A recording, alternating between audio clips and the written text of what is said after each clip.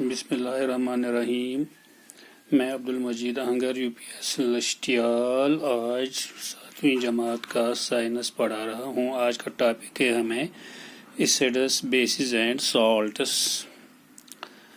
तो बच्चों तो पता कि इस वारियाह तम चीज़ इस्तेमाल करान जिंदगी मज पन्ने डेली जिंदगी मज। वल इस वुछो कि तम चीज़ यमन हुंद इस टेस्ट वुछो या टेबल्स मजन कि इहुंद टेस्ट क्युत आसान छु। कर्ड अमुक टेस्ट छु आसान चुक, grapes, lemon juice, orange, sugar solution, common salt solution, Amla, तमाम चीज़ यम जन टेबल्स मज मे तुम हमुत युहुद अति टेस्ट दिथ। अड़ आसान साल्टी, अड़ चुक, अड़ टिठ। इहज क्या दलील यह क्या वजह छु। ये कुन चीज़स टेस्ट हेमो वुचुन तमुक अख ड्रॉप तुलान त्रावान जे पे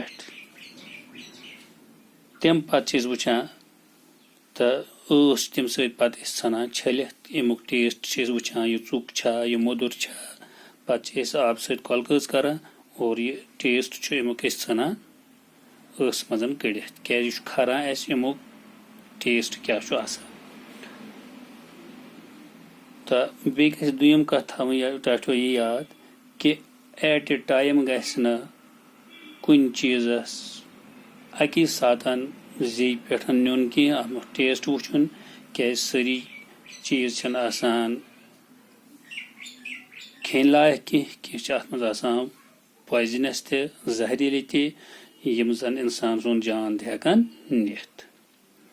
वुचो एसिड्स क्या गई तो बेसिस क्या गई।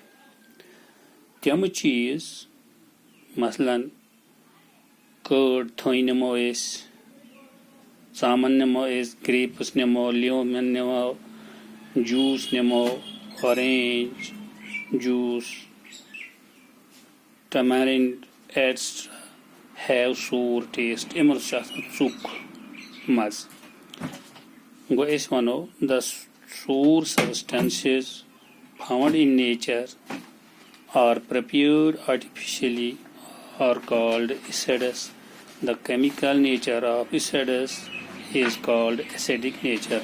यानी तम चीज़ यम हसा नेचरस मज कुदरती तौर चुक बनामत यमन चौकर सत मसलन टमाटर लेमन प्रिपेयर्ड या बनावान आर्टिफिशियली नकली तौर योड़े बनावान यमन वन acids.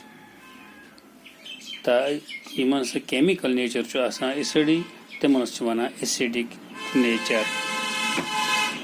The term acid has been derived from the Latin word acidus. इस टर्म Latin word पे आमज derive करना which means sour यमुक मतलब हज गो चुक। A large number of fruits वारियाह मेव तो सब्जी हसा यमन चुक टेस्ट तम तवे चुक यम एसिडिक सब्सटेंस यानी चुक चीज़। The sour taste of lemon ये चुक लेमन अत एसिड तथ वन साइड्रिक एसिड तम सह चुक। सोर टेस्ट ऑफ ग्रेप्स टैमिन is due to tartaric acid and that of vinegar is due to acetic acid। बाकी इंशाल्लाह पढ़ो सुबह नई में।